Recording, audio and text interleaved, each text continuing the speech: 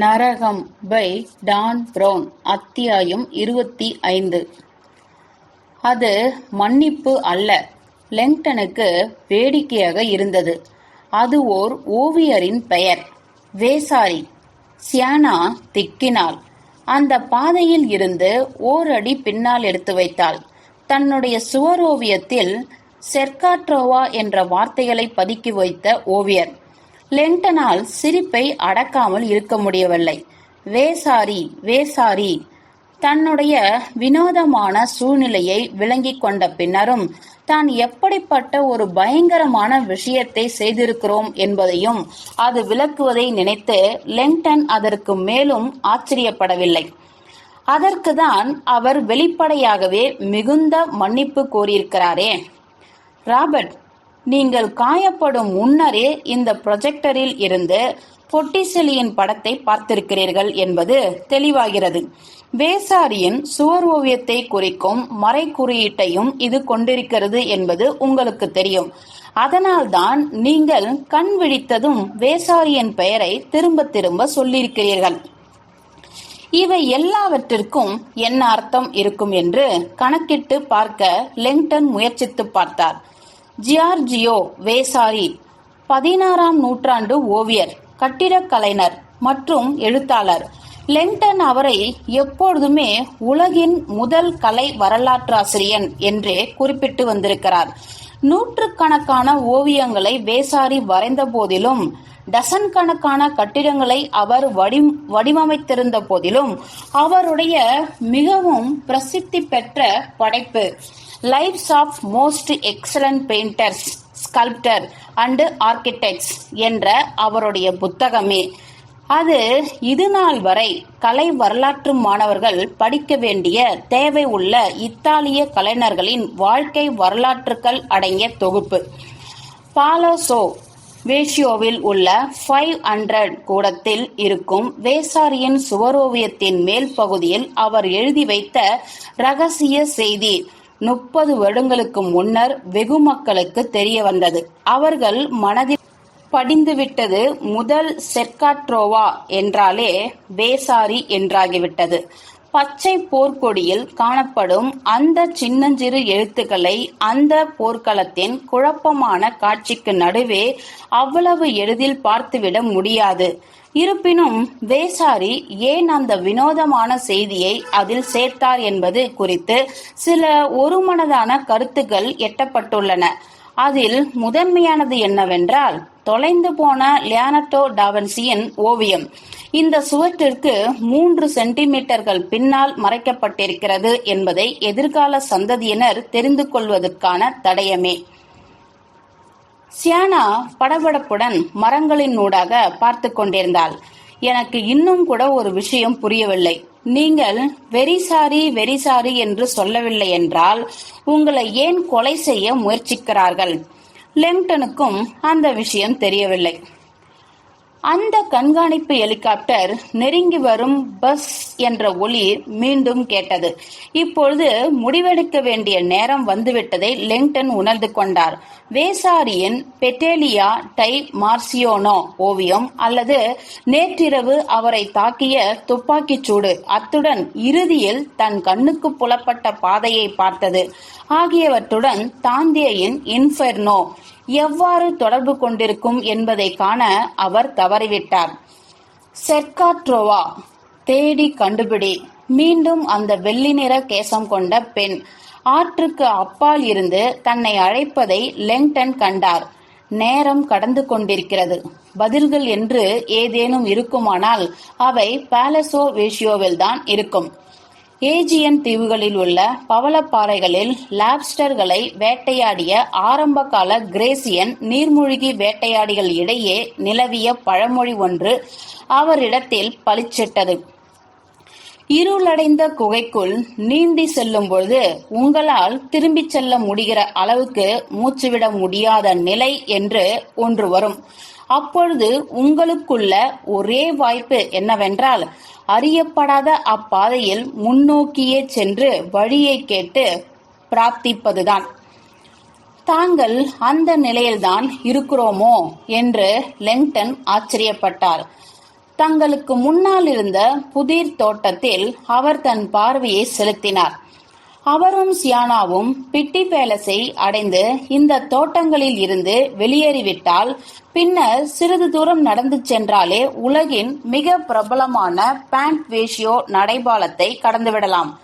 அது எப்பொழுதுமே கூட்டமாக இருக்கும் என்பதுடன் நல்ல பாதுகாப்பானதும் கூட. அங்கிருந்த பேலசோ வேஷியோ ஒரு சில தளங்கள் தள்ளியே இருக்கிறது. அந்த ட்ரோன் இப்பொழுது நெருங்கி வந்தது. லெங்டன் சட்டென்று ஒரு கணம் சோர்வினால் பீடிக்கப்பட்டதை போல் உணர்ந்தார். தான் வெரி சாரி என்று சொல்லவில்லை என்பதை உணர்ந்து கொண்டதானது காவல்துறையிடம் இருந்து அவர் ஓடிக்கொண்டிருக்கும் விஷயத்துடன் சச்சரவுக்கு ஆளானது. இறுதியில் அவர்கள் என்னை பிடித்து விடுவார்கள் சியானா என்றார் லெங்டன். ஓடாமல் இருப்பதுதான் எனக்கு நல்லதாக படுகிறது. சியானா அவரை அபாயத்துடன் பார்த்தாள். ராபர்ட், நீங்கள் நிற்கின்ற ஒவ்வொரு முறையும் யாரேனும் ஒருவர் உங்களை பார்த்து சுடுகிறார். நீங்கள் எதில் சம்பந்தப்பட்டிருக்கிறீர்கள் என்பதை கண்டுபிடித்தே ஆக வேண்டும். நீங்கள் வேசாரி சுவர் ஓவியத்தை பார்த்தால் உங்களுடைய நினைவு திரும்ப கிடைக்கும் என்று நம்புவோம். இந்த ப்ரொஜெக்டர் எங்கிருந்து வந்தது, நீங்கள் ஏன் அதை சுமந்து கொண்டிருக்கிறீர்கள் என்பதை தெரிந்து கொள்ளவாவது அது உதவியாக இருக்கும். ஸ்பைக் ஹேர்ஸ்டைல் கொண்ட ஒரு பெண் டாக்டர் மார்க்கோனியை ஈவிரக்கமின்றி கொன்றதை லெங்டன் நினைத்து பார்த்தார். சோல்ஜர்கள் அவரை நோக்கி சுட்டனர். போர்ட்டா ரோமானாவில் கூடியிருக்கிறது இத்தாலிய ராணுவ காவல்துறையே. இப்பொழுது ஒரு கண்காணிப்பு ஹெலிகாப்டர் இந்த பாப்போலி தோட்டங்கள் வழியாக அவர்களை தடம் காண முயற்சிக்கிறது. அவர் அமைதியானார். தன்னுடைய சோர்வுற்ற கண்களை துடைத்துக் கொண்டார். அவர் தனக்குள்ள தேர்வுகளை பற்றி ஆராய்ந்தார். ராபர்ட், சியானாவின் குரல் உயர்ந்தது. இன்னும் ஒரு விஷயம் இருக்கிறது. முன்பு அது முக்கியத்துவம் இல்லாதது போல் தெரிந்தது. ஆனால் இப்பொழுது அதுவே முக்கிய விஷயமாக இருக்கலாம். தன் கண்களை உயர்த்திய லெங்டன் அவளுடைய தொனியில் இருந்த ஈர்ப்புத்தன்மைக்கு எதிர்வினை ஆற்றினார். நான் இதை அப்பார்ட்மெண்டிலேயே உங்களிடம் சொல்ல வேண்டும் என்று நினைத்தேன். ஆனால் என்றாள் அவள். என்னது? சியானா தன் உதடுகளை மடித்தாள். அசௌகரியமாக காணப்பட்டாள். நீங்கள் மருத்துவமனைக்கு வந்தபொழுது மனநிலை குலைந்து எதையோ சொல்ல முயற்சித்தீர்கள். ஆமா, வேசாரி வேசாரி என்று முணுமுணுத்திருப்பேன். ஆமாம், ஆனால் அதற்கு முன்னர் நாங்கள் பதிவு செய்யும் முன்பாக அங்கு வந்த அடுத்த கணமே நீங்கள் சொன்ன ஒரு விஷயம் எனக்கு நினைவில் இருக்கிறது. நீங்கள் அதை ஒரு முறைதான் சொன்னீர்கள், ஆனால் அது எனக்கு புரிந்தது. நான் என்ன சொன்னேன்? மேலே பறந்து கொண்டிருந்த ட்ரோனை ஒரு முறை பார்த்து கொண்டே சியானா பின்னர் லெங்டனிடம் திரும்பினாள். அதை கண்டுபிடிப்பதற்கான சாவியை நான் வைத்திருக்கிறேன். நான் தோற்று போனால் எல்லோரும் மரணித்து விடுவார்கள் என்று சொன்னீர்கள். லெங்டனால் அவளை முறைத்து பார்க்க மட்டுமே முடிந்தது. சியானா தொடர்ந்தாள். உங்களுடைய ஜாக்கெட் பாக்கெட்டில் இருக்கும் பொருளை பற்றிதான் நீங்கள் சொல்கிறீர்கள் என்று நினைத்தேன். இப்பொழுது அது என்னவென்று எனக்கு உறுதியாக தெரியவில்லை. நான் தோற்று போனால் எல்லோரும் மரணித்து விடுவார்களா? இந்த வார்த்தைகள் லெங்டனை கடுமையாக தாக்கின. மரண வேட்டையாடப்படுபவர்களின் பிம்பங்கள் அவருக்கு முன்னால் தோன்றி மறைந்தன. தாந்தே இன்ஃபெர்னோ, உயிர்ம ஆபத்து குறியீடு, பிளேக் டாக்டர். இப்பொழுது மீண்டும் இரத்த சிவப்பான ஆற்றுக்கு அப்பால் இருந்தபடி தன்னிடம் மன்றாடும் அந்த அழகான வெள்ளி நிற கேசம் கொண்ட பெண்ணின் முகம். தேடி கண்டுபிடி, நேரம் கடந்து கொண்டிருக்கிறது. சியானாவின் குரல் அவரை பின்னுக்கு இழுத்தது. இந்த ப்ரொஜெக்டர் எதை குறிப்பிட்டு காட்டுவதாக இருந்தாலும் அல்லது நீங்கள் எதை கண்டுபிடிக்க முயற்சித்தாலும் அது நிச்சயம் மிகுந்த ஆபத்தான ஒன்றாகத்தான் இருக்க வேண்டும். உண்மையில் அவர்கள் ஏன் நம்மை கொல்ல நினைக்கிறார்கள் என்றால், அவளுடைய குரல் லேசாக கரகரத்தது. அவற்றை ஒன்று சேர்க்க ஒரு கணமானது. இப்படி யோசித்து பாருங்கள். அவர்கள் உங்களை பட்ட பகலில் சுட்டிருக்கிறார்கள். உங்களுடன் இருந்த அப்பாவியான என்னையும் சுட்டிருக்கிறார்கள். இதற்கு மத்தியஸ்தம் செய்ய யாரும் வராததை போன்றே தெரிகிறது. உங்களுடைய அரசாங்கமே உங்களுக்கு எதிராக திரும்பிவிட்டது. நீங்கள் அவர்களை உதவிக்கு அழைத்தீர்கள், ஆனால் அவர்களோ உங்களை கொல்ல ஆள் அனுப்பியிருக்கிறார்கள். லெங்டன் அந்த தரையை வெறுமனே பார்த்து கொண்டிருந்தார். லெங்டனின் இருப்பிடத்தை பற்றி அந்த கொலைகாரனுடன் அமெரிக்க தூதரகம் தகவல் பரிமாற்றம் செய்து கொண்டதோ அல்லது தூதரகமே கொலைகாரனை அனுப்பி வைத்ததோ என்பதெல்லாம் விஷயமே இல்லை. அதிலிருந்து தெரிய வருவது ஒன்றே ஒன்றுதான், என்னுடைய அரசாங்கம் என் பக்கம் இல்லை. சியானாவின் பழுப்பு நிற கண்களை நோக்கிய லெங்டன் அதில் துணிச்சலை கண்டார். நான் எதற்காக இவளை சம்பந்தப்படுத்திவிட்டேன்? நாம் எதை தேடிக்கொண்டிருக்கிறோம் என்பதை தெரிந்திருக்க வேண்டும் என்றுதான் நானும் ஆசைப்படுகிறேன். இவையெல்லாம் ஏன் நடக்கின்றன என்று அப்பொழுது தெரிந்துவிடும். சியானா ஆமோதித்தாள். அது எதுவாக இருந்தாலும் நாம் அதை கண்டுபிடித்தே தீர வேண்டும் என்று நினைக்கிறேன். குறைந்தபட்சம் நமக்கான அனுகூலத்தையாவது அது தரும். அவளுடைய வாதத்தை மறுப்பது கடினம். இன்னும் ஏதோ ஒரு விஷயம் தன்னை கவலைப்பட வைப்பதாக லெங்டன் உணர்ந்தார். நான் தோற்று போனால் எல்லோரும் மரணித்து விடுவார்கள். காலையில் அவர் ஓடிக்கொண்டிருந்த நேரத்தில் எல்லாம் உயிர்ம ஆபத்து குறியீடுகள், பிளேக் மற்றும் தாந்தேயின் நரகம் பற்றிய பயங்கரமான குறியீடுகளே அவர் மனதில் ஓடிக்கொண்டிருந்தன. தான் எதை தேடுகிறோம் என்று அவரால் தெளிவாக குறிப்பிட முடியவில்லை என்பதை ஒப்புக்கொள்ளத்தான் வேண்டும்.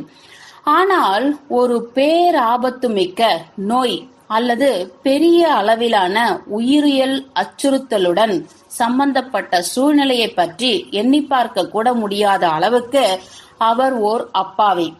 ஆனால் இவையெல்லாம் உண்மையென்றால் அவருடைய சொந்த அரசாங்கமே அவரை அழித்துவிட ஏன் முயற்சி செய்கிறது? இந்த சாத்தியமுள்ள தாக்குதலுடன் நான் சம்பந்தப்பட்டிருப்பதாக அவர்கள் நினைக்கிறார்களா? இதில் எந்த அர்த்தமும் இல்லை. வேறு ஏதோ ஒரு விஷயம் நடக்கிறது. லெங்டன் மீண்டும் அந்த வெள்ளி நிற கேசம் கொண்ட பெண்ணை நினைத்து பார்த்தார்.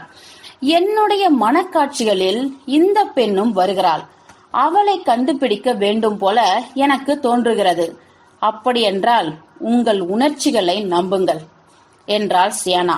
நீங்கள் இருக்கும் நிலையில் உங்களுக்கான சிறந்த திசைமானி உங்களுடைய ஆழ்மனம் மட்டும்தான். இதுதான் அடிப்படை உளவியல். அந்த பெண்ணை நம்பலாம் என்று உங்களுடைய ஆழ்மனம் கூறினால் அவள் என்ன சொல்கிறாளோ அப்படியே நீங்கள் செய்ய வேண்டும் என்றுதான் நான் நினைப்பேன். தேடி கண்டுபிடி, அவை ஒரே குரலில் கூறின.